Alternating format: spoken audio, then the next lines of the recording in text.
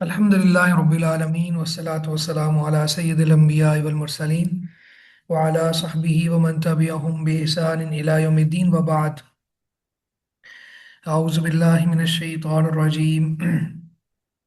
هو الذي خلقكم من طين ثم قضى أجلا وأجل مسمى عنده ثم أنتم تمترون. هو الذي خلقكم. وہی ہے جس نے تمہیں پیدا کیا من تین، حقیر مٹی سے، ثم قضا اجلاً، پھر ایک مدت مقرر کی، وَأَجَلٌ مُّسَمًّى عِندَهُ، اور ایک اور مدت اس کے ہاں مقرر ہے، وَأَجَلٌ، اور ایک اور مدت مُّسَمًّى مقرر ہے، عِندَهُ اس کے پاس، اس کے ہاں، ثُمَّ أَنتُمْ تَمْتَرُونَ، پھر بھی تم شک کرتے ہو. وہی ہے جس نے تمہیں حقیر مٹی سے پیدا کیا، پھر ایک مدت مقرر کی، اور ایک اور مدت اس کے ہاں مقرر ہے، پھر بھی تم شک کرتے ہو. تو یہاں پہ اللہ رب العزت نے اس بات کا اعلان کیا کہ تمہیں مٹی سے پیدا کیا، یعنی پہلا جو آدمی تھا، پہلا انسان آدم علیہ السلام، ان کو مٹی سے پیدا کیا گیا. تو باقی سب چونکہ آدم علیہ السلام کی اولاد ہیں تو ایسے ہی ہے جیسے سب مٹی سے پیدا ہوئے ہیں، اگرچہ باقی لوگ وہ جو ان کے لیے حقیر پانی کا بھی لفظ استعمال کیا، اور باقی سب کا اوریجن پانی ہے. پھر یہاں پہ اللہ تعالیٰ فرماتے ہیں ثم قضا اجلاً، پھر اللہ نے ایک اجل یعنی وقت مقرر کیا، یعنی موت کا وقت، اور ایک اور مدت اس کے ہاں مقرر ہے. اس سے مراد قیامت کا وقت ہے. تو قیامت کا وقت بھی مقرر کر دیا، موت کا وقت بھی مقرر کر دیا. تو یہ بہت بڑی دلیل ہے اللہ تعالیٰ کی قدرت کی اور وحدانیت کی کہ اللہ تعالیٰ نے انسان کو پیدا کیا، پھر اس کا ایک وقت مقررہ جو موت کا ہے وہ فکس کر دیا، پھر اس کے بعد قیامت والے دن جب اس کو اٹھانا ہے تو وہ بھی وقت مقرر کر دیا. تو اگر کوئی شخص سمجھنا چاہے تو وہ پھر سمجھ سکتا ہے. تو اس لیے آخر میں فرمایا ثم انتم تمترون، پھر بھی تم شک کرتے ہو. تو اتنی واضح بات تمہارے سامنے ہے. اب آپ ذرا یہ دیکھیں کہ کوئی بھی شخص اپنی عمر کے بقدر پیچھے دیکھے تو اس کو کچھ بھی نظر نہیں آئے گا. هل اتى على الانسان حين من الدهر لم يكن شيئا مذكورا، اللہ کہتا ہے کہ انسان پر ایسا وقت نہیں تھا کہ جب وہ قابل ذکر شے نہیں تھا، یعنی کوئی چیز ہی نہیں تھا، اس کا تذکرہ ہی نہیں تھا. ہم میں سے ہر کوئی اپنی عمر کے بقدر پیچھے چلا جائے تو اس وقت پھر ہمیں کچھ بھی نظر نہیں آتا، ہمارا کوئی نام بھی نہیں تھا، نشان بھی نہیں تھا. پھر اللہ رب العزت نے پیدا کیا. تو پیدا کیا کہاں سے؟ یہ فرمایا مٹی سے پیدا کیا.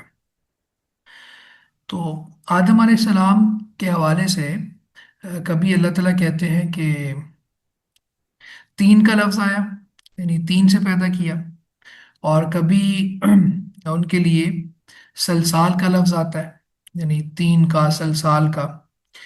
تو اصل میں آپ یوں سمجھ لیں کہ یہ جو تین ہے نا، یہ اس کو کہتے ہیں التراب المبلول، گیلی مٹی، یا المبلول بالماء کہہ لیں، پانی کے ساتھ گیلی مٹی، یہ تین ہے. یا پھر اول مخلوط بالماء، یا پانی کے ساتھ خلط ملط ہوئی مٹی. تو یہ جتنی دیر تک پڑی رہتی ہے تو اور اس میں تھوڑا تھوڑا گیلا پن رہتا ہے، مبلول رہتی ہے، تو پھر یہ تین ہی کہلاتی ہے. اور پھر اسی طرح تراب کا لفظ بھی آتا ہے، اور میں نے کہا سلسال کا لفظ بھی آتا ہے. جیسے ہم سورہ الحجر کی بات کریں تو اللہ تعالیٰ فرماتا ہے وَلَقَدْ خَلَقْنَا الْإِنسَانَ مِنْ صَلْصَالٍ، اور سورہ روم میں اللہ تعالیٰ کہتے ہیں خَلَقَكُم مِّن تُرَابٍ. ٹھیک ہے. اور یہاں پہ فرمایا وَالَّذِي خَلَقَكُم مِّن طِينٍ. تو اس کی ایک جمع ہے، یعنی یہ ایک آپ کا سوال بھی ہوگا بڑا اہم، اس میں جمع کیا ہے، کہ کون سا لفظ صحیح ہے. تو یہ بڑا آسان ہے جمع ان کے اندر. سب سے پہلے تو تراب، تراب کہتے ہیں ایسی مٹی جس کے اندر پانی مکس نہ ہوا ہو، ٹھیک ہے، اس کو تراب کہتے ہیں۔ پھر جب اس کے اندر پانی مکس کر دیا تو وہ تین بن گیا جو اس آیت میں آ گیا۔ اور پھر یہ پانی مکس کیے ہوئے والی مٹی جو ہے یہ ایک لمبی مدت تک پڑی رہی تو یہ سلسال بن گیا، کیونکہ پھر اس کے اندر ایک آواز پیدا ہو گئی۔ اگر وہ کسی چیز کو مارا جائے اس مٹی کے ذریعے تو آواز آتی ہے، جیسے کھنکھناتی ہوئی مٹی کہہ لیں، اور تھوڑی پختہ مٹی۔ تو اس میں کوئی تناقض نہیں ہے، کوئی کانفلکٹ نہیں ہے۔ میں دوبارہ بتا دیتا ہوں، تراب مٹی کو کہتے ہیں، یعنی جس کے اندر پانی مکس نہیں ہوا ہوتا، اور پھر اس کے اندر پانی مکس کر دیں تو یہ تین بن جاتی ہے، یعنی مٹی کی ایک اور فارم بن جاتی ہے تین۔ اور پھر اگر اس کو پانی ملی ہوئی مٹی کو کافی دیر کے لیے رکھ دیا جائے اور وہ پانی بھی سوکھ جائے اور وہ مٹی پختہ ہو جائے تو یہ سلسال بن جاتی ہے۔ تو اصل میں مقصود یہ ہے کہ ہم نے تمہیں زمین سے، مٹی سے پیدا کیا ہے، منہا خلقناکم وفیہا نعیدکم ومنہا نخرجکم تارۃ اخری۔ یہ ہے اصل لیسن کہ اللہ تعالیٰ کہتے ہیں کہ ہم نے تمہیں اسی میں سے پیدا کیا، یعنی مٹی سے، زمین سے، وفیہا نعیدکم، اور ہم اسی میں تمہیں لوٹائیں گے، یعنی تمہاری قبر بنے گی، ومنہا نخرجکم تارۃ اخری، اور پھر اسی میں سے تمہیں دوبارہ نکالا جائے گا، یعنی قیامت والے دن تم وہاں سے اٹھائے جاؤ گے۔ تو یہ ہے اس آیت کا خلاصہ۔ دوسری آیت نے جو سمجھا دیا کہ اللہ نے تمہیں مٹی سے پیدا کیا، پھر ایک موت کا وقت مقرر کیا تو مٹی میں چلے جاؤ گے دوبارہ، پھر ایک وقت مقرر کیا قیامت کا کہ تم مٹی سے نکل آؤ گے اور پھر تمہارا حساب ہوگا۔ تو یہ اللہ کی بہت بڑی نشانی ہے۔ پھر اسی طرح یہ جو دوسری بات ہے یہاں پہ، سما قضا اجلن، مرنے کا ایک وقت اللہ نے مقرر کر دیا ہے۔ تو سبحان اللہ، یہ کوئی بھی نفس اللہ کے اذن کے بغیر نہیں مر سکتا، یعنی اللہ تعالیٰ نے یہ اجل مقرر کی ہوئی ہے۔ تو حافظ شیخ عبدالسلام بٹوی حافظ اللہ وغیرہ نے بھی اس کو لکھا، اور شیخ ابن عثیمین رحمہ اللہ نے تو بطور خاص اس کو لکھا کہ یعنی وقت مقرر ہے۔ تو ابن عثیمین رحمہ اللہ مثال دیتے ہیں، وہ کہتے ہیں اگر کوئی شخص مقتول ہو گیا، یعنی قتل کر دیا گیا، تو اللہ نے یہ بھی لکھا ہوا تھا ہاں اس میں قاتل کو اختیار دیا تھا کہ یہ قتل نہ کرتا، لیکن اللہ تعالیٰ نے یہ بھی لکھ دیا تھا۔ تو ہر ایک نے، اگر کسی نے قتل ہونا ہے، کسی نے ڈوب کے مرنا ہے، کسی نے طبی موت فوت ہونا ہے، یہ سب چیزیں اللہ تعالیٰ نے مقرر کی ہوئی ہیں، فکس کی ہوئی ہیں اللہ رب العزت نے، اور یہ اللہ کے علم کا نام ہے۔ جب ہم یہ کہہ دیں گے نا کہ اللہ تعالیٰ کا علم تھا جو اس نے لکھ دیا ہے اور اس نے مقرر کر دیا ہے، حکم اسی کے ہاتھ میں ہے، تو پھر اس میں یہ شبہ پیدا نہیں ہوگا کہ بھئی پھر بندوں کا کیا قصور ہے۔ تو بندوں کو اللہ نے اختیار دیا ہوا ہے اس میں۔ تو بہرحال یہ موت کا وقت بھی اللہ نے فکس کیا ہوا ہے، اور حدیث میں آتا ہے من مات فقد قامت قیامت ہو، جو مر گیا اس کی قیامت قائم ہو گئی، یعنی وہ پھر اگلے جہان میں منتقل ہو گیا، اور گویا کہ اب وہ قیامت والے دن اٹھے گا اور قیامت کو فیس کرے گا۔ اور دوسری بات یہاں پہ یہ فرمایا کہ واجل مسمن عندہ، اور ایک مقرر مدت اس کے پاس ہے، یعنی قیامت کا وقت بھی اس نے فکس کیا ہوا ہے، اور یہ کسی کو دیا بھی نہیں ہوا۔ قیامت کب آئے گی یہ اللہ تعالیٰ نے کسی کو نہیں بتایا۔ اسی صورت میں آگے انشاءاللہ یہ بات بھی آئے گی کہ اللہ تعالیٰ علام الغیوب ہے، غیبوں کو وہ جانتا ہے۔ تو اگر کسی کو اس نے کوئی خبر دی ہے تو اتنی ہی خبر اس کو دی ہے، اس کو عالم الغیب نہیں بنا دیا۔ تو یہ ایک بہت بڑی دلیل ہے کہ اللہ تعالیٰ نے قیامت کا علم اپنے پاس رکھا ہے، کسی اور کو، بشر میں سے کسی کو نہیں عطا کیا، ایون بشر کے علاوہ فرشتوں کو بھی نہیں پتا۔ جیسے حدیث جبریل ہے نا، اللہ کے نبی صلی اللہ علیہ وسلم کے پاس جبریل انسانی شکل میں آئے تھے، تو انہوں نے آگے پوچھا تھا کہ اخبرنی عن الساعہ، مجھے قیامت کے بارے میں بتائیں۔ تو آپ نے فرمایا تھا مل مسئول عنہا بعالم من السائل، جس سے پوچھا جا رہا ہے وہ پوچھنے والے سے زیادہ علم نہیں رکھتا، یعنی تمہیں بھی پتہ نہیں ہے کہ کب آئے گی، مجھے بھی پتہ نہیں ہے قیامت کب آئے گی، تو اللہ تعالیٰ نے اس کا علم اپنے پاس رکھا ہوا ہے۔ اور قرآن مجید میں بھی اللہ تعالیٰ نے یہ بات ارشاد فرمائی کہ وہ آپ سے پوچھتے ہیں قیامت کب قائم ہوگی، تو ان سے کہہ دیجئے کہ اس کا علم اللہ کے پاس ہے۔ یسألک الناس عن الساعة قل انما علمها عند اللہ، سورہ الاحزاب میں کہ لوگ آپ سے قیامت کے بارے میں پوچھتے ہیں، کہہ دیجئے کہ اس کا علم تو صرف اللہ کے پاس ہے۔ پھر ایک جگہ پہ فرمایا سورہ الاعراف میں، یسألونک عن الساعۃ ایان مرساہا قل انما علمها عند ربی۔ تو قیامت آ، کا علم جو ہے ایسے علوم میں سے ہے جو اللہ تعالیٰ نے ایک بندوں میں سے کسی کو بھی نہیں دیا، مخلوق میں سے کسی کو بھی نہیں دیا۔ اللہ کو پتہ ہے قیامت کب آئے گی۔ فرمایا کہ قیامت جو ہے یہ اللہ نے مقرر کی ہوئی ہے، یہ وقت مقرر ہے، اور اس کی ہاں علامات موجود ہیں، جیسے حدیث جبریل کا بھی ہم نے تذکرہ کیا تو اس میں بھی علامات تھیں، جیسے انطالی علامت ربتہا وان تر الحفاة العراة العالى رعاء الشاء يتطاولون في البنيان۔ تو جب آپ نے فرمایا نا کہ مجھے نہیں پتا قیامت کب آئے گی، تو جبریل نے پوچھا کہ پھر آپ مجھے اس کی نشانیاں بتا دیں، تو آپ نے نشانیاں بتا دیں کہ لونڈی اپنی مالکن کو جنے گی، اولاد بدتمیز ہو جائے گی، اور اسی طرح آپ نے فرمایا کہ جن کے پاس پہننے کو جوتے نہیں ہیں، اور اسی طرح کپڑے نہیں ہیں، کنگال، بکریوں کے چرواہے بڑی بڑی عمارتیں بنائیں گے، ایک دوسرے سے آگے بڑھیں گے۔ تو نشانیاں آپ نے گویا بتا دی۔ تو علامات صغرا، علامات کبریٰ، یہ تو حدیث میں منشن ہے، لیکن قیامت فکس کب آئے گی یہ کسی کو بھی علم نہیں ہے۔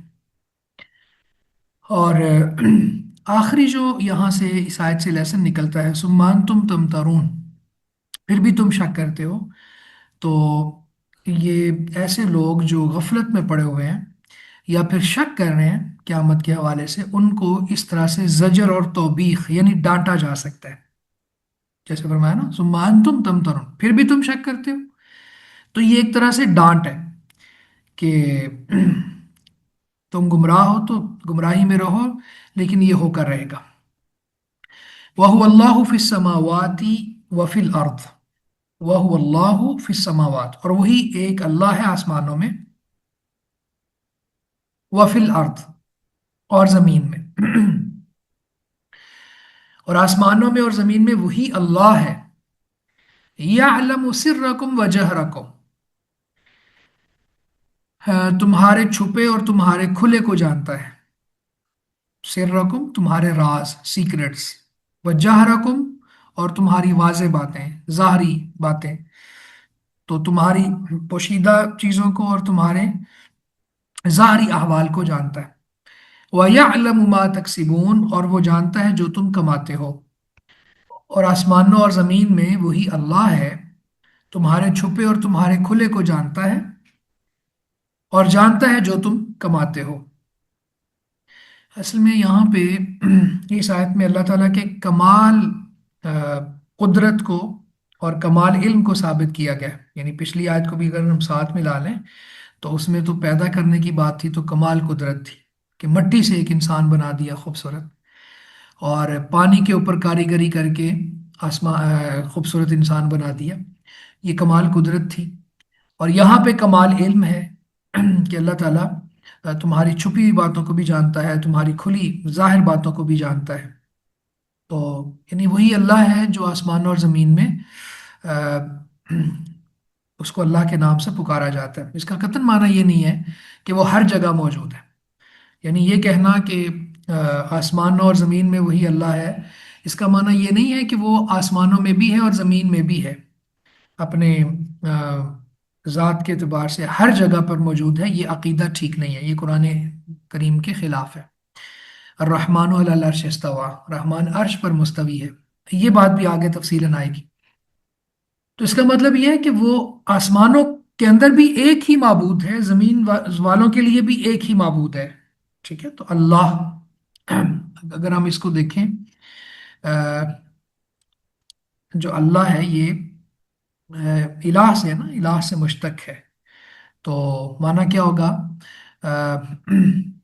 یعنی الوہیت سے ہے، وَأَصْلُهُ الْإِلَہ، کہ اللہ تعالیٰ کے جتنے بھی نام ہیں وہ اس میں جامد اللہ عز و جل ان میں سے سب سے زبردست نام ہے۔ تو یہ نام بتا کے اللہ تعالیٰ یہ بتا رہے ہیں کہ آسمان اور زمین میں صرف ایک ہی الہ ہے، معبود ایک ہے، ٹھیک ہے۔ یعنی اس میں کوئی فزیکل موجود ہونا یہ مراد نہیں ہے، یہ ایک بات، یہ محتاط گفتگو کرنی چاہیے ہمیں اس کے اوپر، کیونکہ قرآن مجید نے علم کے اعتبار سے، سمع و بصر کے اعتبار سے تو اللہ تعالیٰ کے بارے میں کہا ہے کہ ہر جگہ ہے، لیکن اللہ تعالیٰ اپنے ذات کے اعتبار سے آ، عرش پر مستوی ہے، اور یہ اہل السنہ والجماع کا عقیدہ ہے۔ تو پہلی بات یہاں پہ یہ ہمیں سمجھ آئی۔ دوسری بات یہ ہے کہ آ، اللہ رب العزت نے یہ بات ارشاد فرمائی کہ وہ تمہاری پوشیدہ احوال سے بھی واقف ہے۔ دلوں میں اگر کوئی انسان کا جذبہ یا کوئی فیلنگز جنریٹ ہوتی ہے تو اللہ تعالیٰ اس سے بھی واقف ہے۔ سورہ الملک میں اللہ تعالیٰ نے فرمایا نا کہ انہ علیم بذات الصدور، وہ سینے کی چیزوں سے واقف ہے، یعنی دلوں میں جو کچھ بھی ہے، خیالات میں جو کچھ ہے، ان سب پر اللہ تعالیٰ کی گرفت ہے، اللہ تعالیٰ کے علم سے وہ اوجھل نہیں ہے، تو کوئی بھی راز۔ اور اللہ تعالیٰ یہی وجہ ہے کہ اللہ تعالیٰ یہ سب راز بھی لکھوا رہا ہے، اور اللہ تعالیٰ قیامت والے دن جن بندوں کے بارے میں چاہے گا یہ راز فاش کر دے گا، یوم تبل السرائر، جس دن راز فاش ہو جائیں گے۔ سورہ الحاقہ میں اللہ تعالیٰ فرماتے ہیں کہ تم اس دن اس حال میں اللہ کے سامنے پیش کیے جاؤ گے کہ تمہاری کوئی خفیہ چیز چھپی ہوئی نہیں رہے گی۔ تو اس کا مطلب ہے کہ دنیا میں خفیہ چیزیں ہیں جو ہم لوگوں سے چھپ کے کر رہے ہوتے ہیں، اور اپنے طور پر آ، وہ راز بنا کے کر رہے ہوتے ہیں، تو یہ سب سیکرٹس قیامت والے دن فاش ہو جائیں گے، اور نہیں تو کم از کم انسان کے سامنے ضرور آ جائیں گے، کہ کوئی ذرہ برابر بھی خیر ہے تو وہ دیکھ لے گا، ذرہ برابر بھی شر ہے تو اس کو دیکھ لے گا۔ اور اسی طرح جو ہمارے ظاہری احوال ہیں جو لوگوں کے بھی سامنے ہیں تو اللہ تعالیٰ ان سے تو بخوبی واقف ہے پھر۔ اور اسی طرح جو کچھ ہم کماتے ہیں تو کسب میں دونوں قسم کے کام آ جاتے ہیں، دنیا کی کمائی بھی اور آخرہ کی کمائی بھی، یعنی جو کچھ دنیا میں ہم کما رہے ہیں، دنیا میں ہمارے اعمال دنیا کے لیے ہیں وہ بھی اللہ کے علم میں ہے، اور جو کچھ ہم آخرہ کے لیے کام کر رہے ہیں اور نیکیاں کما رہے ہیں وہ بھی اللہ کے علم میں ہے۔ تو اس آیت میں اگر ہم فوائد اخذ کریں تو سب سے پہلا فائدہ یہ ہے کہ اللہ کی الوہیت آسمان اور زمین میں ثابت ہے۔ دوسرا فائدہ یہ ہوگا کہ اللہ تعالیٰ ہر چھپی ہوئی اور واضح چیز کو جانتا ہے، ٹھیک ہے؟ اور جو چھپی ہوئی چیزیں ہوتی ہیں نا، کبھی وہ انسان کے اپنے نفس میں ہوتی ہیں، جیسے میں نے کہا کہ دل میں وہ کوئی چیز سوچ رہا ہوتا ہے، یا وہ راز اس کی اپنی ذات کی حد تک محدود ہوتا ہے، وہ کسی کے ساتھ شیئر نہیں کرتا تو بھی اللہ تعالیٰ جانتے ہیں۔ اور کبھی کبھی یہ ہوتا ہے کہ انسان کا وہ راز کسی دوسرے پرسن کے ساتھ ہوتا ہے، مثلا دو لوگوں نے مل کے گناہ کیا، یا دو لوگوں نے مل کے گناہ کی پلاننگ کی، تو یہ بھی ایک طرح کا راز ہی ہوتا ہے جو باقی لوگوں سے اوجھل ہوتا ہے لیکن ان دونوں کو پتہ ہوتا ہے، تو ان سے بھی اللہ تعالیٰ واقف ہے۔ اور اسی طرح جاہر سے بھی اللہ تعالیٰ واقف ہے۔ اور پھر اسی طرح اس آیت میں اللہ تعالیٰ کے عمومی علم کی بات یہاں پہ ثابت ہوتی ہے کہ جب اللہ تعالیٰ خفیہ چیزوں کو بھی جانتا ہے، ظاہری چیزوں کو بھی جانتا ہے، تو پھر اللہ تعالیٰ ہر چیز کو اپنے علم میں گھیرے ہوئے ہے۔ اللہ الذی لا الہ الا ہوا وسع کل شیء علما، سورہ طٰہٰ میں آیت نمبر 97۔ اللہ الذی لا الہ الا ہوا وسع کل شیء علما، اللہ وہ ذات ہے کہ جس کے سوا کوئی معبود نہیں، اس نے ہر چیز کو علم کے اعتبار سے گھیرا ہوا ہے، ہر چیز کا احاطہ علم اللہ کے لیے ہے، اور کوئی چیز بھی اللہ کے علم سے اوجھل نہیں ہے۔ تو یہ اس آیت سے ایک بہت بڑا لیسن اور فائدہ اخذ ہو رہا ہے۔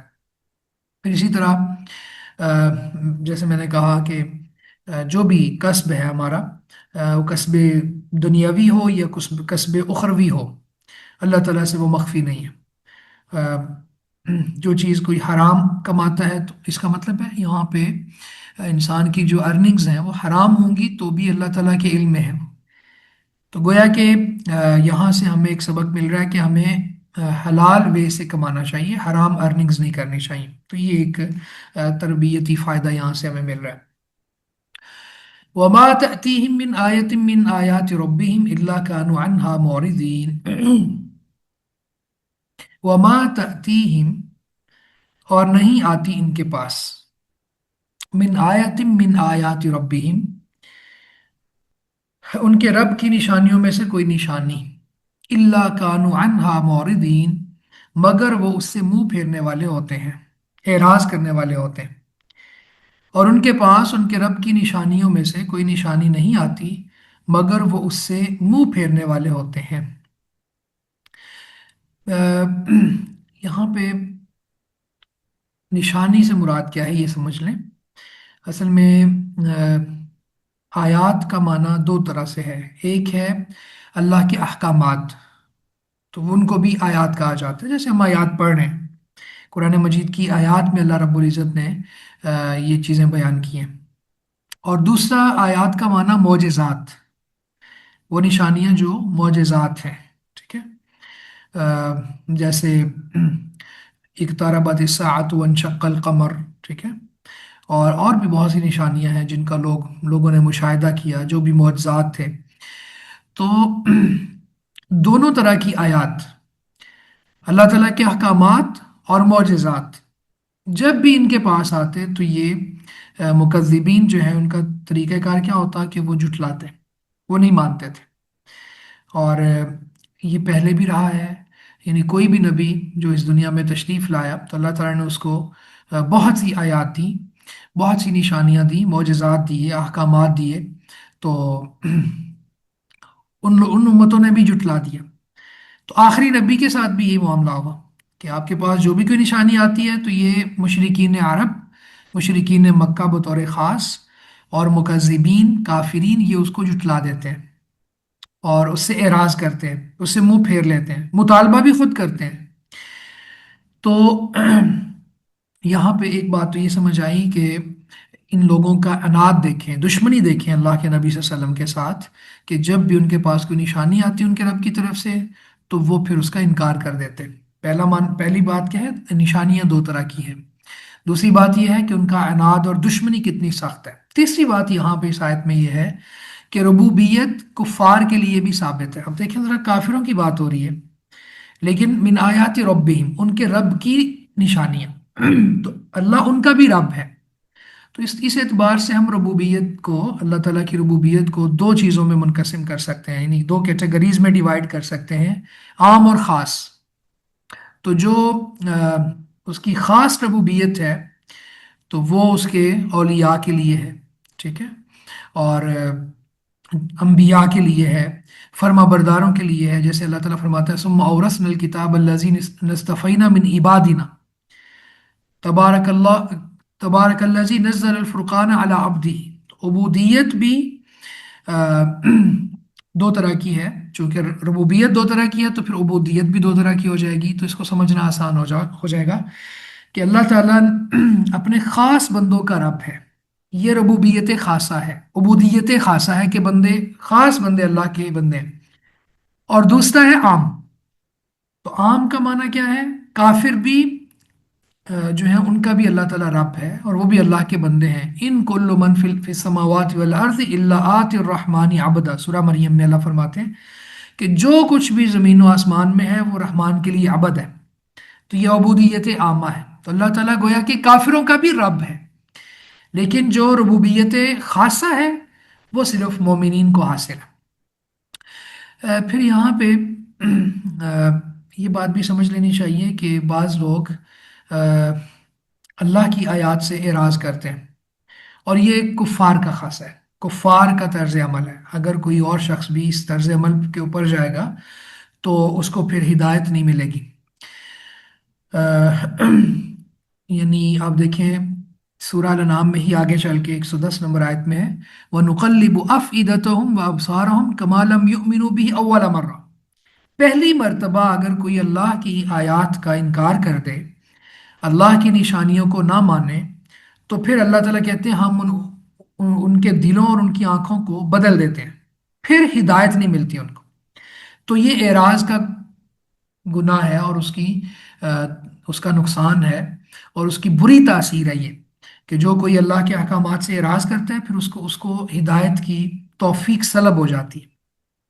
اور کما لم یؤمنوا به اول مرۃ ونذرهم فی طغیانہم یعمہون، کہ ہم ان کی سرکشی میں ان کو بھٹکتا ہوا، بہکتا ہوا چھوڑ دیتے ہیں کہ اسی میں وہ منہ مار رہے ہوتے ہیں۔ تو اس کا مطلب یہ ہوا کہ انسان کو جب بھی رسول اللہ صلی اللہ علیہ وسلم کی کوئی حدیث مل جائے یا اللہ تعالیٰ کی طرف سے کوئی آیت مل جائے، کوئی حکم ربی آ جائے، تو اس کو فوراً دل سے تسلیم کر لینا چاہیے۔ پہلی مرتبہ اعراض کی یہ بے برکتی ہے کہ ایک وقت آتا ہے کہ اللہ تعالیٰ اس سے پھر ہدایت کی توفیق چھین لیتے ہیں، جو میں نے سورہ الانعام کی ایک آیت کی روشنی میں آپ کے سامنے بتایا۔ فقد كذبوا بالحق لما جاءهم فسوف ياتيهم انباء ما كانوا به يستهزئون۔ فقد كذبوا بالحق لما جاءهم، بس بے شک انہوں نے حق کو جٹلا دیا، لما جاءهم، جب وہ ان کے پاس آیا، فسوف یاتیہم، تو ان قریب ان کے پاس آئیں گی، انباء، خبریں، ما کانوا بھی یستہزئون، جس کا وہ مذاق اڑایا کرتے تھے۔ پس بے شک انہوں نے حق کو جٹلا دیا جب وہ ان کے پاس آیا، تو ان قریب ان کے پاس اس کی خبریں آ جائیں گی جس کا وہ مذاق اڑایا کرتے تھے۔ یہاں پہ حق سے مراد رسول اللہ صلی اللہ علیہ وسلم ہے، اور اسی طرح آپ کے اوپر اترنے والی کتاب ہے، دونوں چیزیں شامل ہیں اس میں۔ تو کفار جس چیز پر ہنستے تھے وہ آخرت اور اس میں پیش آنے والے معاملات تھے، یعنی جب ان کو آخرہ کی باتیں بتائی جاتی ہیں تو اس پر مذاق اڑاتے، ہنستے، جیسے علیہ تسعۃ عشر، اللہ نے یہ آیت نازل کی نا کہ جہنم پر 19 فرشتے مقرر ہیں۔ تو اب اس تعداد کو بڑا وہ تھوڑا لے رہے تھے، وہ کہہ رہے تھے کہ صرف 19، تو ہم میں سے فلاں فلاں کو سنبھال لے گا، یعنی معاذ اللہ علیہ باللہ، اس طرح سے وہ استہزاء کرتے تھے، اس طرح سے مذاق کرتے تھے، اس طرح سے ہنستے تھے۔ تو اللہ تعالیٰ فرماتا ہے کہ ان کے پاس حق آیا، رسول اللہ آئے، قرآن آیا، انہوں نے جٹلا دیا، بس ان قریب جس چیز کا یہ مذاق اڑاتے ہیں تو ان کے سامنے اس کی خبریں آ جائیں گی، انجام کی خبریں آ جائیں گی۔ تو دنیا میں بھی ان کے پاس یہ خبریں آئیں، یعنی جب اللہ تعالیٰ نے مسلمانوں کو مدینہ کی طرف ہجرت کرنے کا حکم دے دیا، اور پھر اس کے بعد سبحان اللہ بدر کے معرکے میں کافی سارے لوگ جو ہیں ان کے کفار مر گئے، تو ان کی آنکھیں کھلیں کہ یہ کیا ہوا، ہم تو سمجھ رہے تھے کہ یہ حق نہیں ہے اور یہ چیزیں ختم ہو جائیں گی، لیکن الٹا ہم ہی ناکام اور نامراد ہوئے۔ تو اسی طرح اس سے مراد مرنے کے بعد بھی ہے، جب انسان مرے گا تو اس کی آنکھیں کھل جائیں گی، اذا ماتوا انتبہوا، اس وقت لوگ سو رہے ہیں، جب مریں گے تو بیدار ہوں گے۔ تو یہ بھی معنی ہو سکتا ہے کہ مرنے کے بعد اللہ تعالیٰ ان کو یہ سب چیزیں بتائے گا۔ تو یہاں پہ اس آیت میں اگر ہم ون بائی ون لیسنز نکالیں تو سب سے پہلا یہ ہے کہ آ، مشرکین مکہ کا بغض اس قدر بڑھ گیا کہ حق یعنی رسول اللہ کو اور قرآن کو جھٹلا دیا،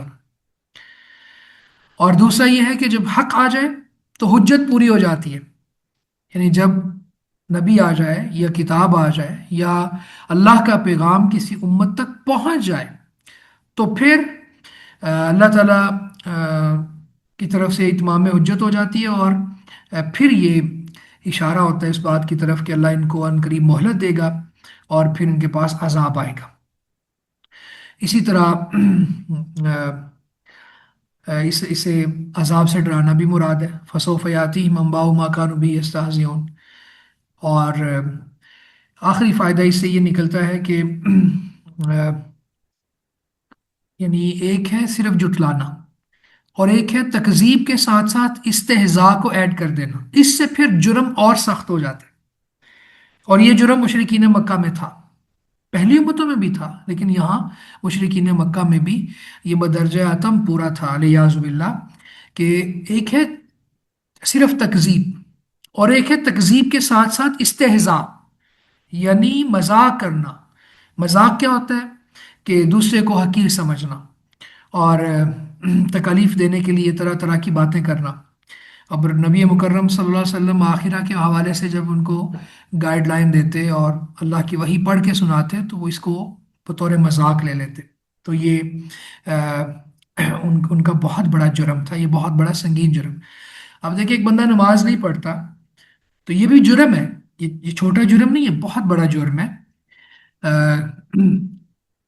اگر وہ جان بوجھ کے وہ نماز چھوڑ دیتا ہے تو یہ نماز چھوڑنا یہ قتل سے بڑا گناہ ہے، ابن قیم رحمہ اللہ کی عبارت میں ہے کہ یہ قتل سے بڑا جرم ہے اور یہ زنا سے بڑا جرم ہے۔ اچھا، ایک بندہ ہے وہ نماز نہیں پڑھتا اور ساتھ نماز کو مذاق کے طور پر بھی لیتا ہے، وہ کہتا ہے مجھے جم جانا منظور ہے، یہ کیا ہے، یہ کیسی ایکسرسائز ہے؟ یعنی وہ تھوڑا سا اس کو استہزاء والے انداز میں یا مذاق والے انداز میں لے گا تو پھر اس کا جرم اور زیادہ بڑھ جائے گا۔ اولم یرو کم اہلکنا من قبلہم من قرن، اولم یرو کیا انہوں نے نہیں دیکھا، کم اہلکنا من قبلہم من قرن کہ ہم نے ان سے پہلے کتنے زمانوں کے لوگ ہلاک کر دیے، کم کتنے، اہلکنا ہم نے ہلاک کر دیے، من قبلہم ان سے پہلے، من قرن کتنے زمانوں کے لوگ، مکناہم فی الارض جنہیں ہم نے زمین میں اقتدار دیا تھا، ما لم نمکن لکم جو تمہیں نہیں دیا، یعنی ہم نے انہیں زمین میں ایسا اقتدار دیا تھا جو تمہیں نہیں دیا، وَأَرْسَلْنَا السَّمَاءَ عَلَيْهِمْ مِدْرَارًا اور ہم نے ان پر موسلا دھار بارش برسائی، وَجَعَلْنَا الْأَنْهَارَ تَجْرِي مِنْ تَحْتِهِمْ اور ہم نے نہریں بنائی جو ان کے نیچے سے بہتی تھیں، فَأَهْلَكْنَاهُمْ بِذُنُوبِهِمْ پھر ہم نے انہیں ان کے گناہوں کی وجہ سے ہلاک کر دیا، وَأَنشَأْنَا مِن بَعْدِهِمْ قَرْنًا آخَرِينَ اور ان کے بعد دوسرے زمانے کے لوگ پیدا کر دیے۔ کیا انہوں نے نہیں دیکھا ہم نے ان سے پہلے کتنے زمانوں کے لوگ ہلاک کیے جنہیں ہم نے زمین میں وہ اقتدار دیا تھا جو تمہیں نہیں دیا، اور ہم نے ان پر موسلا دھار بارش برسائی اور ہم نے نہریں بنائی جو ان کے نیچے سے بہتی تھیں، پھر ہم نے انہیں ان کے گناہوں کی وجہ سے ہلاک کر دیا اور ان کے بعد دوسرے زمانے کے لوگ پیدا کر دیے۔ اب اس آیت کا اجمالی معنی کیا ہے؟ اجمالی معنی یہ ہے کہ اللہ تعالیٰ نے اس آیت میں کفار کو خبردار کیا ہے کہ کیا انہیں پہلی اقوام کے حالات معلوم نہیں، اقوام عالم میں ایسی بھی قومیں تھیں کہ جن کو ہم نے ہلاک کر دیا، نوح علیہ السلام کی قوم، سمود، عاد، آل فرعون، اور قوت اور اقتدار میں وہ تم سے زیادہ تھے، متمدن قومیں تھیں، اور ان کو ہم نے پہلے بہت نعمتیں بھی دی تھی، جیسے ان پر بارشیں برسانا، نہریں جاری کرنا، تو ظاہر ہے اس سے باغ آتے ہیں، کھیت آتی ہے، کھیت سرسبز و شاداب ہوتے ہیں، ہریالی ہوتی ہے، اور ان کی عیش اور خوشحالی کا دور دورہ تھا۔ تو لیکن جب انہوں نے بغاوت کی تو ہم نے پھر ان کو سزا دی اور ان کو ختم کر دیا اور نئی قوم کو لا کے آباد کر دیا۔ تو اس کا مطلب یہ ہے کہ اس وقت اگر تم بات نہیں مان رہے ہو اور بہت زیادہ بغض میں، دشمنی میں، اناد میں آگے بڑھے ہوئے ہو تو پہلی قوموں کے حالات پڑھ لو، ٹھیک ہے؟ تو یہ ایک تحدید ہے جھٹلانے والوں کے لیے کہ پہلی امتوں کے احوال پڑھ لو، ان پر بھی عذاب آئے تو تم اس سے بے خوف نہ رہو، امن میں نہ رہو، تمہارے اوپر بھی عذاب آ سکتا ہے۔ یہ پہلا لیسن ہے جو اس آیت سے نکل رہا ہے۔ اور اسی طرح یہاں پہ اللہ تعالیٰ کی عظمت اور اس کی غیرت، سبحان اللہ، اس کا بھی تذکرہ ہے کہ اللہ تعالیٰ کسی قوم کو نہیں دیکھتا کہ یہ کتنی متمدن ہے یا کتنا یہ شخص امیر ہے، تو اللہ رب العزت سبحان اللہ وہ کسی کو کسی حال میں بھی پکڑ سکتا ہے، یعنی پہلے ان کو اتنی زیادہ نعمتیں دی، قوتیں دی، لیکن جب انہوں نے نافرمانی کی مسلسل تو اللہ تعالیٰ نے یہ نہیں دیکھا کہ یہ بہت متمدن ہے، یہ قوم بہت اچھا رہ رہی ہے، تو پھر پکڑ لیا اس کو۔ پھر اسی طرح یہ بات بھی سمجھ لینی چاہیے کہ اگر انسان گناہوں میں آگے بڑھ رہا ہے اور اللہ تعالیٰ کی طرف سے نعمتیں زیادہ ہو رہی ہیں تو وہ یہ نہ سمجھے کہ اللہ مجھ سے راضی ہے، بلکہ یہ نعمت نہیں ہے، نقمت ہے، یہ اللہ کی طرف سے مہلت ہے، یہ اللہ کی طرف سے عذاب بن کے چیزیں آ رہی ہیں، تو یہ ڈھیل ہے جو اللہ تعالیٰ دے رہا ہے، اور اس کے بعد پھر اللہ تعالیٰ رسی کھینچ لے گا۔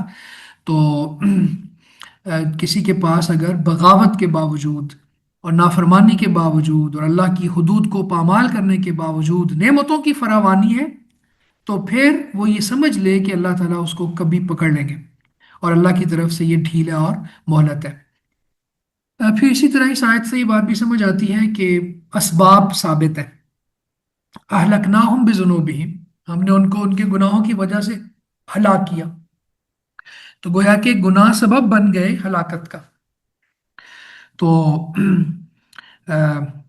اب انسان جو ہے وہ اگر گناہ کریں اور پھر اس کے بعد ان پر عذاب آئے تو کہیں کہ نہیں نہیں یہ عذاب تو ویسے ہی آ گیا ہے، ہمارے گناہوں کا کوئی عمل دخل نہیں ہے، تو یہ اللہ تعالیٰ نے نفی کی ہے اس بات کی کہ گناہوں کی وجہ سے ہلاکت کے اسباب اختیار کرو گے تو ہلاک ہو جاؤ گے۔ حدیث میں بھی آتا ہے، اللہ کے نبی صلی اللہ علیہ وسلم نے فرمایا اجتنبوا السبع الموبقات، 7 ہلاک کر دینے والے گناہوں سے بچو۔ تو اس کا مطلب کیا ہے کہ وہ گناہ انسان کو ہلاک کرتے ہیں۔ اس میں اشراک باللہ، اللہ کے ساتھ شرک ہے، قتل ہے، جادو ہے، یتیم کا مال کھانا اور اس طرح سے تو اسباب ثابت ہیں۔ پھر اسی طرح آ، اللہ تعالیٰ کی کمال قدرت اور اس کی سلطنت کا پختہ ہونا یہاں پہ ثابت ہوتا ہے آخری بات سے، کہ اللہ تعالیٰ کسی بھی قوم کو ہلاک کر دے اور پھر اس کی جگہ پر نئے لوگ لا کے آباد کر دے۔ وہ جو چاہے کر سکتا ہے، یفعل ما یشاء من اہلاک و انشاء۔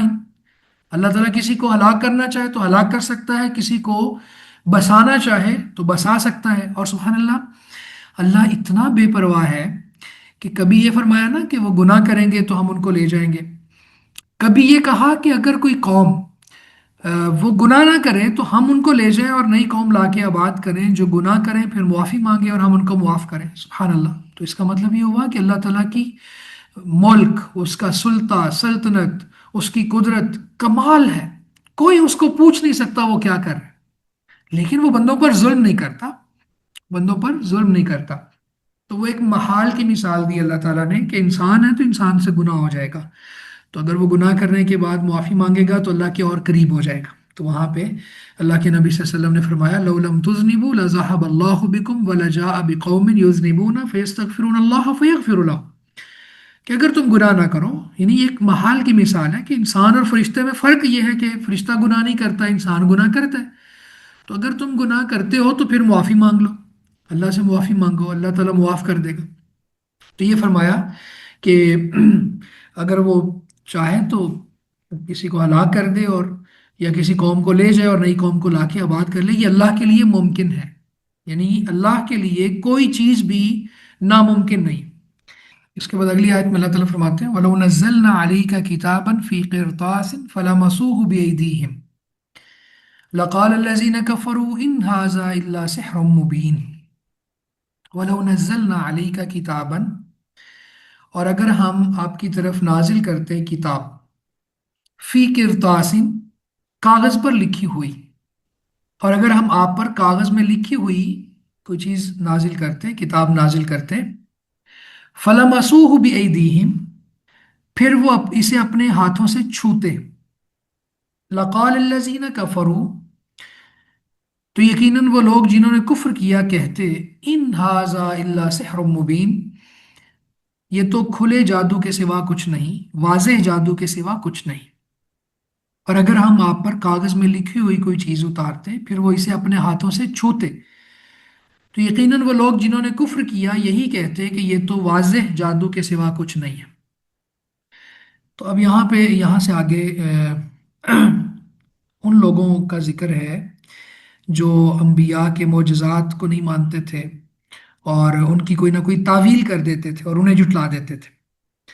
تو اس آیت میں کفار مکہ نبی صلی اللہ علیہ وسلم سے کہتے تھے کہ آپ آسمان پر چڑھیں اور کتاب لے آئیں، ٹھیک ہے، یعنی یہ کتاب جو ہے قرآن مجید یہ تھوڑی تھوڑی کر کے نازل کیوں ہوتی ہے، ایک دم سے پوری کتاب بن کے کیوں نہیں آتی؟ اس طرح کے وہ معجزات کرتے تھے قرآن مجید کے حوالے سے۔ تو اللہ تعالیٰ اپنے نبی کو تسلی دے رہے ہیں اور کنسول کر رہے ہیں کہ آپ پریشان نہ ہوں، اگر ان پر کوئی ایسی جیسی یہ کتاب مانگ رہے ہیں، بین الدفتین، دو گتوں کے درمیان ایک پوری پراپر کتاب کاغذ میں لکھی ہوئی، ایک عادی کتاب وہ ان کے پاس آ جائے، قرطاس کہتے ہیں یعنی کتابن عادیا یدرکہ الناس، ٹھیک ہے، ایسی کتاب جو لوگوں کے ہاتھوں میں ہو، لوگ ان کو اس کو پکڑ لیں، پڑھ لیں، ایک دم سے سامنے آ جائے، حصی کتاب، تو کاغذ میں لکھی ہوئی جو ایک معروف پیٹرن ہوتا ہے۔ تو اگر پوری کتاب اس طرح آ جائے تو اللہ تعالیٰ اپنے نبی سے کہہ رہے ہیں کہ اگر ان کی یہ فرمائش پوری ہو جائے تو بھی ان کی سرکشی اور کفر کی روش نہیں بدلنے والی، یہ آسمان سے لکھی ہوئی کتاب ہم اتار دیں جسے اپنے ہاتھوں سے چھو کر صاف معلوم کر لیں کہ یہ کوئی خیالی چیز نہیں ہے، حقیقت ہے، ان کے حواس میں بھی آ جائے، یہ کہتے ہیں نا حواس خمسہ کو بہت میٹر کرتے ہیں، ہمیں چیزیں دکھاؤ، तो बिलफर्ज जिन्होंने मान लेना है उन्होंने तो गैब से ईमान लाना, अल्लज़ीना युमिनून बिल गैब। और जिन्होंने नहीं मानना और उन्होंने अपनी हठ धर्मी की वजह से, और इसी तरह सुब्हान अल्लाह अपने बुग़्ज़ की वजह से, और आपकी मुखालफत का ही उन्होंने अज़म किया हुआ है, तो ये फिर ऐसी किताब को भी सामने आ जाने के बाद भी नहीं मानेंगे। तो ये किस कदर ताज्जुब की बात है। तो यहाँ पे मैंने कहा कि अल्लाह ताला अपने नबी को एक तो हौसला दे रहे हैं कि आप असल में अल्लाह के नबी सल्लल्लाहु अलैहि वसल्लम बड़े हरीस थे। आपका ये दिल होता था कि ये जो जो मौजज़ात मांग रहे हैं वो आते जाएं, और शायद ये ईमान ले आएं। तो अल्लाह ताला ने अपने नबी को समझाया कि आप इनकी हर बात ना माने। मौजज़ात वैसे भी अम्बिया के इख्तियार में नहीं होते, तो अल्लाह ताला से दरख्वास्त करते थे अल्लाह के नबी सल्लल्लाहु अलैहि वसल्लम, और बड़े हरीस थे तो कि ये ईमान ले आए। तो आपको अल्लाह ताला फरमाते हैं कि अगर इनके पास ये किताब आ जाए, बल्कि एक जगह पे फरमाया ई यरो आयतन युरिज़ु व यक़ूलु सिहरुन मुस्तमिर, कि जब भी वो कोई निशानी देखते हैं तो कहते हैं कि ये तो जादू है। और यहाँ अल्लाह ताला कह रहे हैं कि अगर इन्होंने ये अ, किताब जिस तरह ये मांग रहे हैं देख ली, तो भी ये यही कहेंगे कि हम तो, ये तो जादू है, हम तो नहीं मानते। तो जब इन्होंने मानना ही नहीं है, बल्कि एक जगह पे अल्लाह ताला फरमाते हैं कि अगर वो हर निशानी देख ले, नहीं, जिसने नहीं मानना वो हर निशानी देखने के बाद भी नहीं मानेगा। ठीक है। तो एक तो ये तसल्ली है इस आयत में रसूलुल्लाह सल्लल्लाहु अलैहि वसल्लम को। और दूसरी बात ये है कि जाहिर है जो किताब लिखी हुई हो कागज़ में वो ज़्यादा वाज़ेह होती है, और अगर कोई लकड़ी पर, कोई पत्थर पर, कोई हड्डी पर लिखी हुई है उसकी निस्बत ये ज़्यादा असहल होती है, और ज़्यादा इसको साबित किया जाता है। इस आयत से भी ये इस्तिदलाल हम कर सकते हैं। फिर इसी तरह अल्लाह ताला फरमाते हैं कि यानी काफिर जो हैं वो मानने वाले नहीं हैं। ठीक है। बहुत सी आयात हैं कुरान मजीद में इस मौजू के ऊपर। इन्नल्लज़ीना हक्कत अलैहिम कलिमतु रब्बिका ला युमिनून वलौ जात अतहुम कुल्लु आयतिन, सूरह यूनुस में अल्लाह कहते हैं अगर हर निशानी आ जाए तो भी ये ईमान लाने वाले नहीं है। तो इसका मतलब क्या है कि अल्लाह के रसूल कोशिश छोड़ दे? नहीं, आप कोशिश करते रहें, लेकिन इस कदर आप हिरस ना करें और इनके पीछे अपने आप को हलाक ना करें। और यहाँ से ये बात भी साबित होती है कि इंसान किसी, अगर कोई मुशरिक है और उसमें फिर ये वस्फ पाया जाता है तो उसको ये कहा जा सकता है लक़ाल लज़ीना कफ़र। ठीक है, उन लोगों ने कहा जिन्होंने कुफ्र किया। इसी तरह जो अल्लाह का दुश्मन है, फरिश्तों का दुश्मन है, ये भी सेंस कुरान मजीद में आती है। तो जाहिर है वो है ही काफिर, तो उसको काफिर कह सकते हैं। वो है ही अल्लाह का दुश्मन, तो उसको दुश्मन कह सकते हैं। मन काना अदुव्वन लिल्लाहि व मलाइकतिही व रुसुलिही व जिब्रील व मीकाला फ़इन्नल्लाहा अदुव्वुन लिल काफिरीन। तो वो काफिर है, वो मुसलमानों का दुश्मन है, तो उसको दुश्मन समझते हैं। उसके साथ दुश्मनी लगाना ये इबादत है। तो ये बात समझ आती है यहाँ पर कि किसी काफिर को काफिर कहने में कोई हर्ज नहीं, और किसी अल्लाह के दुश्मन को दुश्मन कहने से और उसके साथ दुश्मनी लगाने में हर्ज क्या है, बल्कि सवाब का काम है। इसी तरह शैतान है ना, शैतान भी अल्लाह का दुश्मन है। तो अल्लाह ताला फरमाते हैं इन्ना शैतान लकुम अदुव्वुन फत्तखिजुहु अदुव्वा, बेशक शैतान तुम्हारा दुश्मन है तो उसके साथ दुश्मनी लगाओ। यानी यहाँ पे दुश्मनी लगाना, दुश्मनी निभाना, उसको अप्रिशिएट किया है शरीयत ने। तो ये बात भी बड़ी काबिल फ़हम थी यहाँ पे। फिर इसी तरह अ, यहाँ पे ये बात भी समझ आती है कि जादू में तासीर है। ठीक है, जादू में तासीर है। इन हाज़ा इल्ला सिहरुम मुबीन। जादू, बाज लोग कहते हैं जी जादू कोई चीज़ नहीं है, ऐसी बात नहीं है। कुरान मजीद में भी ये है। फिर मैंने वो रसूलुल्लाह सल्लल्लाहु अलैहि वसल्लम की हदीस भी बयान की ना, उसमें भी अस्सिहर के साथ हलाक कर देने वाले गुनाहों में एक जादू भी है। तो जादू की बरल तासीर है, और ये तखय्युल वगैरह में हवास के ऊपर ये असर करता है। हकायक नहीं बदलते, जादू के ज़रिए हकायक नहीं बदलते, बल्कि इंसान के हवास के ऊपर, तखय्युलात के ऊपर बहुत ज़्यादा असर होता है। लोगों की आंखों के ऊपर जादू कर दिया जाता है और लगता ही हो जैसे अहवाल बदल गए, लेकिन हकीकत हाल नहीं बदलता, बल्कि उनके हवास और तखय्युलात बदल जाते हैं। तो बहरहाल ये इस आयत से बात समझ आती है कि जादू की हकीकत है। वक़ालू लौला उनज़िला अलैहि मलक, और उन्होंने कहा इस पर कोई फरिश्ता क्यों ना उतारा गया।